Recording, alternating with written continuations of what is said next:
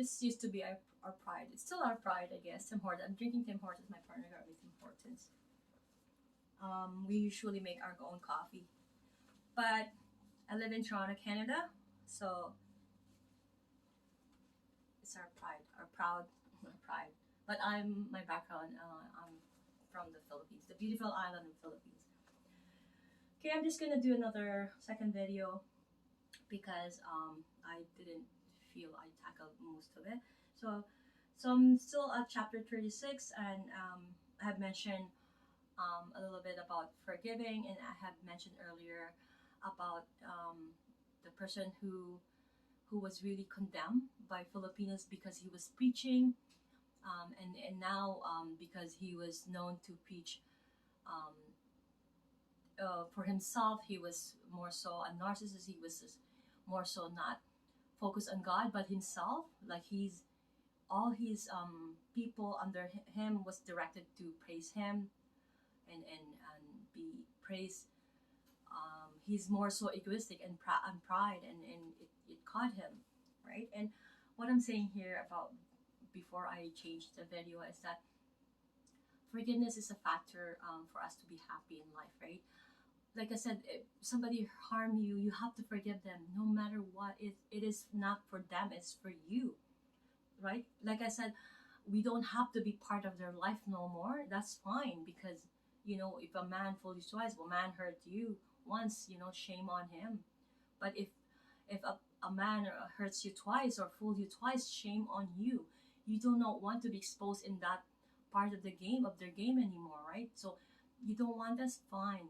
You can forgive them if you don't wish, because you need to protect your own temple, your own sanity, your own life. You don't have to be in their life. That's fine. You can love them from apart, right? You can pray for them, but being surrounded by them is a no. Then that's fine. But you have to learn how to forgive. And mentioning about Ellie Soriano is that's funny because that's actually my relative's name, and that's actually Paul's my first husband's sort of last name, because my aunt is married to my first husband's uncle. So Soriano was actually popular, and I'm not defending Ellie Soriano. I just found out because he was a popular preacher,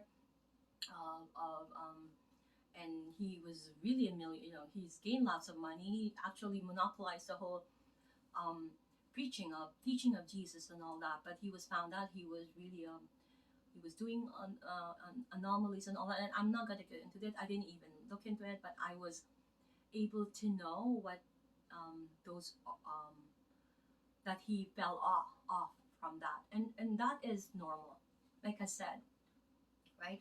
He started as, keep in mind, like what I said earlier, nobody in this world has that aim to hurt somebody on purpose.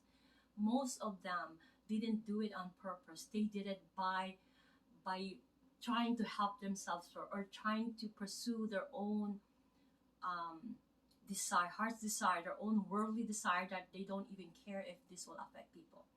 And so true, because the devil got to them. Keep in mind, if you are not strong, the devil will get to you, and if you're there, it's gonna be hard for you. Just like I said as a joke, Myers has joked this, right? So many times, you need so freaking a barricade of Christian to lift you off from that darkness to get you to the light. Even not even to know God or to face God again, but even for you to get to the light. And that's our purpose in life. That's that's the only purpose in life we have, to get everybody into the light of facing God, of facing Him again. Find people who are lost, to find them to God. That's our aim. Those sheep, lost sheep, we need to bring them back so that they can find home. Okay, that if people who have read the Bible, even people who are not really exposed, let's say the parents didn't involve you in Bible, now you have your own proper mind, you have your own proper thinking, you can read, you don't rely on other books. You've been relying on other books other than the Bible. It's a shame on you. You believe in other book, those are derived, all the books that's been in, circulated the whole world. It's tribe from the Bible. They took out a piece and circulated this, and that's what he did. He took a little piece from the Bible, circulated it as if it's own. So he's more so egoistic. He became billionaire. He was honored. He was praised. He was liking that fame, that haughtiness, that pride in him, right? And God does not like that. And what happened to him? It was a downfall. He was, I don't know, follow, but I heard he did so many bad things, right, in life. Because, like I said, once you are out of the light, it's easier for you to be dragged by the demon. He was dragged. He was off the track. Now it's hard for him to get the track. Nobody, and all his followers are just. He manipulated all his followers. They're all out just doing whatever he says, right? So they're not gonna correct him. His family is also believing in him. He manipulated them as well. So how can he go back to the track? It's a waste of time to be off the track. Look at what he did to his life. It's a waste of life. I mean, we're bound to be wrong. That's fine. We're bound to sin. That's wrong. But to fully put ourselves in that situation is wrong. What is it that made him do that? Is the greed for money. That's why when God, I have a temptation because I have a vanity growing up. I grew up in a different scenario of my life. If you ask, like, and I'm very popular. In school, and I did, whatever that is, right? I'm always top in the class. I'm very smart growing up, not anymore, but I'm always top of the class. So I'm always popular. So I ask God because that is one of a ways for me to turn God. So what happened to him is that he turned. It was too late. You have to know your temptation. I can easily get tempted, so I don't want that life because I'm gonna go and go and go and go. I want a comfort life. I want to have a nice car. I want to have a nice house. Why not? I want to have beautiful children. Why not? And I do. I want to have smart children, and I do. Why not? These are my freaking perks as a daughter of child, and I do. I can get a car anytime I want if I want to. It's just a matter of money. If I can get a house. But what I don't want is for me to be tempted, to be put in that situation where he was. Look what happened to him. He let himself be placed in that position. You need to know your weakness. You need to know where you're gonna fall out. You need to know what's gonna make you happy in this world first. Before you even get to know what could really gone wrong, you need to know what's the norm, what's the proper way, what's the right. And he did not. As being a preacher, he did not. He was drawn to think of for himself. He was drawn by the demon. He was devoured by the demon, and off he goes, off he went, and he never thought of God anymore during his preaching. Okay, so we need to be careful. That it's hurtful. It's hurtful for me to use someone's failure because it's wrong, right?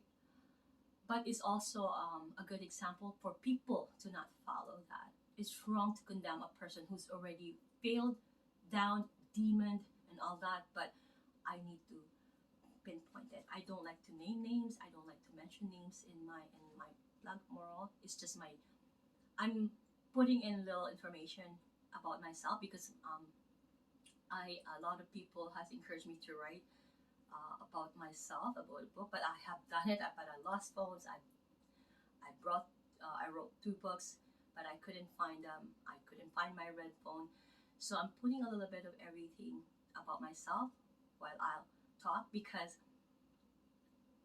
keep in mind, we're supposed to do what Jesus did. We're not supposed to use other means to get people into the light. We're supposed to use our experiences as a factor to give them, to show them that, hey, this is what happened to me too.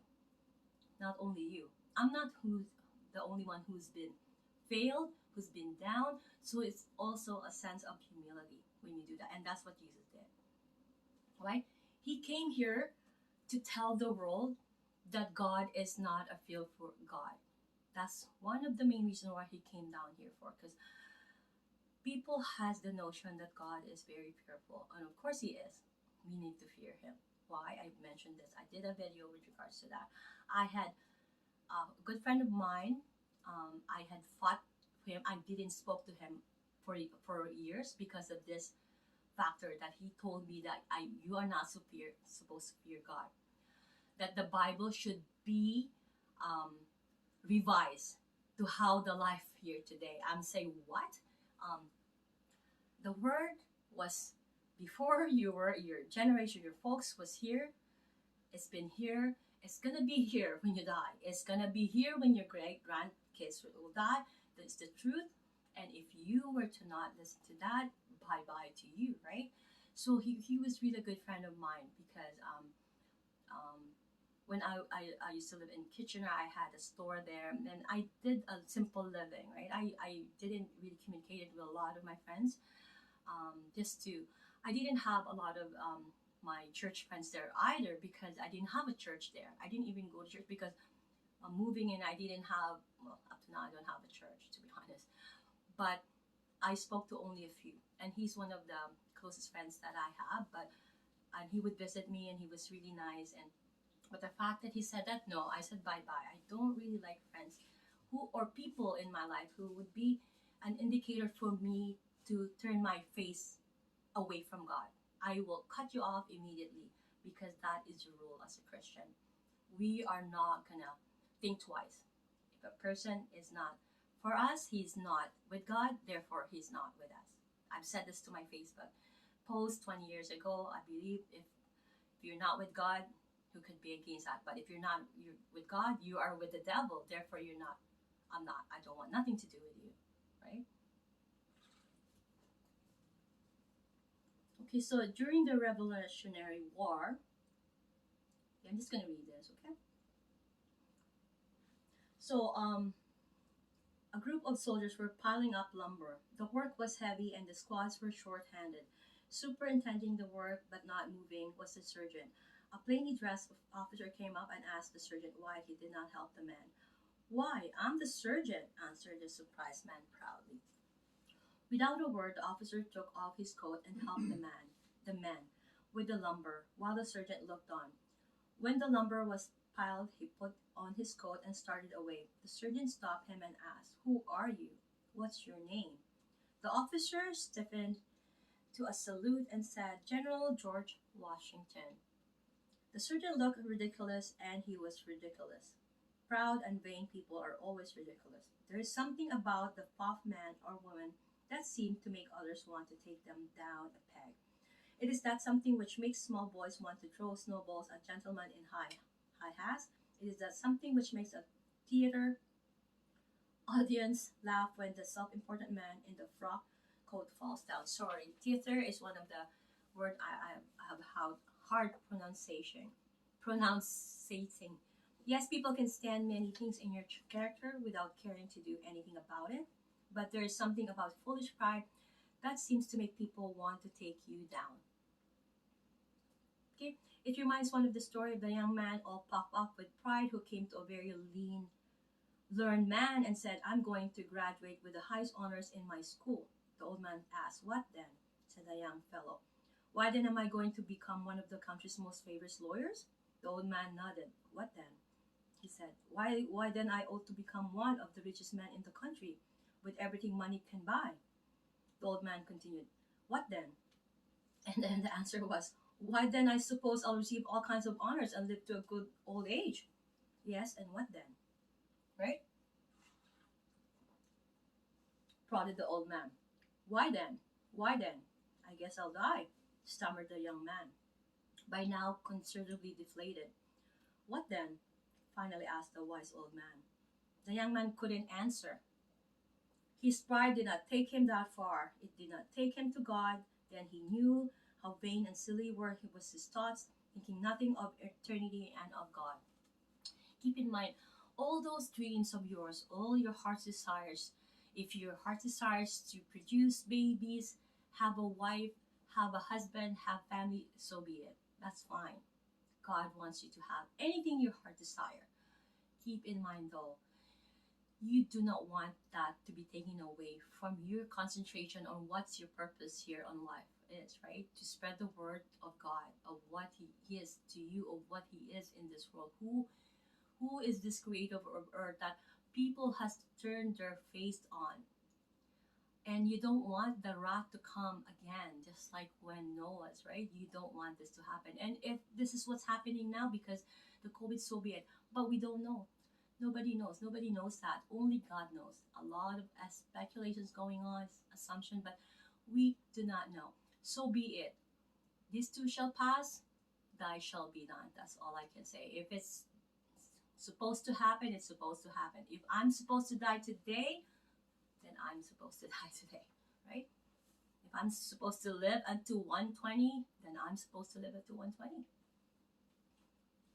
Okay, so yes, it is a good thing whenever you feel too self-important, too pleased with yourself, to measure yourself by the yardstick of immensity and the clock of eternity. Ages and ages rolled past, millions of men and women were born. Keep in mind, life is too short. I said this many, many times. Died and were dust even before you were born. Your life on this earth is but a tick of second on the clock of the universe, which goes on eternally. Before you is eternity and measured by the yardstick of immensity. Keep in mind, before you came to this earth, there's always this eternity. There's always this cosmic whatever you know is in this world. It's always been here and it's always going to be here, whether you're here or not.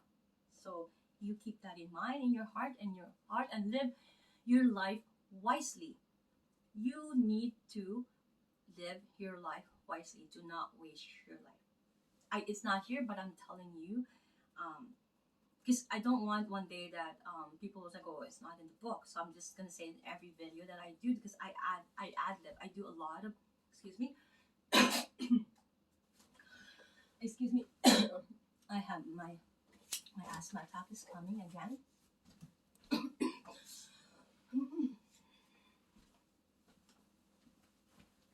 Okay, I'm just gonna continue. I'm almost done. So I'm asthmatic. Once I hot or cold will trigger me, and funny enough, you know how asthmatic they'll start to form some, and then it'll trigger a cough. As a kid, I'm like this always. I'm always like having some breathing issue, and it will go away once I put a scarf. But once I get heated again, I have to take because it's gonna again trigger for me to cough because my breathing is an ability to expand, right? So I'm not able to have that full. Um, just watch my asthma video. Okay.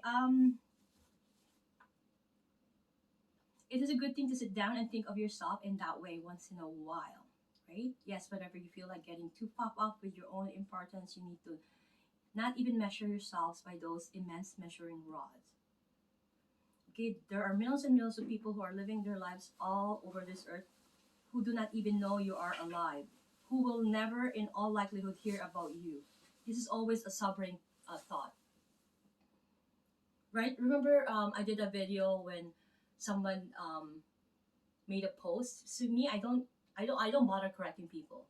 I don't bother changing what they think of me or their assumption. Who cares? What I care is what I think of myself, and what matters the most is my people that I love, right? And God. If He thinks of me, I don't care. I never correct the people that give me different assumptions. I do not care. I don't, right? Because that it doesn't matter. If you're gonna live like that, you're gonna be wasting your time. Don't waste your life. Don't waste your time trying to correct people because there's gonna be a lot of people who will not see you as you. Who cares? They don't know you, right? Who and when I did that video, she was worried because I think or he in that parable that because it was exposed, right? Okay, and the old man said like half of that doesn't even know you, half of that didn't read it, half of that forgot about it after they read it, and half of that they didn't believe. So what's left is what, a little portion. Why are you wasting your time worrying about that? Who gives an f about what people think, right? And this is that factor. If you come down to it. If you want to be nasty and use nasty word, this is exactly what it is. But of course, like I said, everything is derived from the Bible. This book is derived from the Bible. I'm just reading it because the Bible is so hard to understand because of the way they said it, the way, and it's been said by many people. But it's unexplainable. I'm not gonna say it here. I might have to do a whole day of explaining what the Bible is. It's just a word of God that explains to you unexplainable feeling, even just holding it, even just speaking about it. And I could tell you, even just random people who would put their time and put their life on it, and they're in a proper place. They're in a proper segments of their life. There's um, proper joy that they're experiencing, and there's that joy that's unexplainable, and it's the kind of also of humility that is not ashamed of honest work or which feels that certain jobs are beneath you. God has put you into this world to work, and He does not rate one occupation over another. All have their place. Okay, because everybody wants is aiming to be a doctor, and let us everybody as soon as the child can talk, what do you want to be? What do you want to be when you grow up? Every child will say what, right? But imagine if everyone is a doctor, everyone's a lawyer. It's gonna be a chaos world, no? What are we gonna eat? Who's gonna take care of our children if there's no mothers? This is important, right? Okay, so humility. I have to mention this too.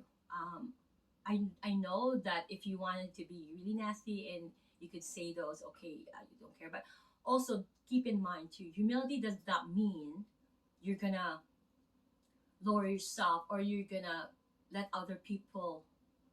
You don't need to be always so offended. You don't have to, but yet you do not let people put you down, right? You always have to hold your head up straight, hey, especially if you are a believer of God. As a Christian, I'm not a Christian, okay? I'm just saying, as a Christian in progress, I am putting always my head up straight, held up high. That's what my mother told me. I am, especially now, I am a daughter of God. I am Jesus' daughter.